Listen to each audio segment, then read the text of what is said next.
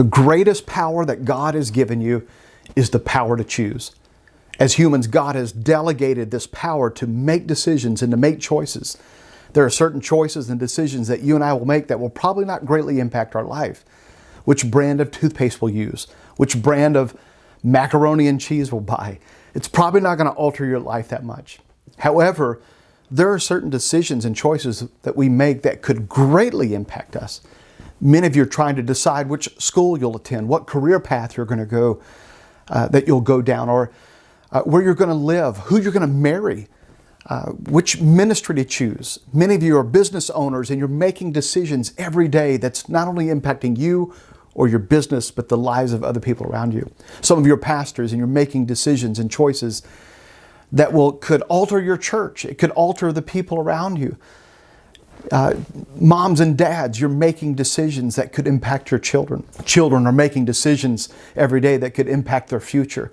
Every one of us will make decisions. You'll make several decisions throughout your day, and somehow those decisions will impact you. But here's the beautiful thing. God promised us, even though He's delegated the responsibility to us, has given us that power, God has promised us that He will not leave us alone to make these decisions by ourselves, that we have the ability to ask Him, to seek Him for counsel, to ask for advice.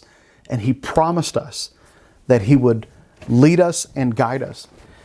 Here's the heart of God. In Psalm 32, verse 8, He says, I will instruct you in the way you should go, and I will counsel you with my loving eye. Now, this shows you the heart of God. That He says, when I counsel you, I have a loving eye towards you. I have a loving heart towards you. God does not want you to make a mistake, or does not want you to fail.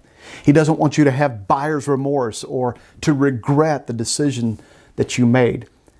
And He says, I will help you. He says in Psalm 37, verse 23, the Lord makes firm the steps of the one who delights in Him. In other words, God says, I'll firm your steps. I'll direct your steps. I'll guide you in that path. And though he may stumble, he will not fall. In other words, you and I may make choices and decisions that may take us off track. But God says, even when you make a mistake, I promise you, it will not destroy you, because He says the Lord upholds you with His right hand.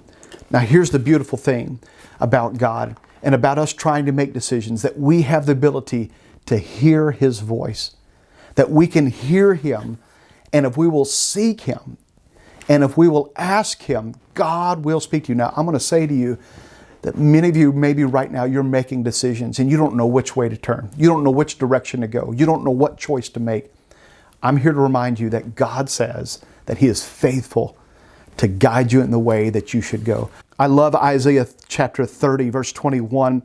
He says, whether you turn to the right or to the left, your ears will hear a voice behind you saying, this is the way, walk in it. God promised us that we could hear His voice to guide us to make decisions in life. I wrote the book, Voices That Shape You, to encourage us to hear the voice of God.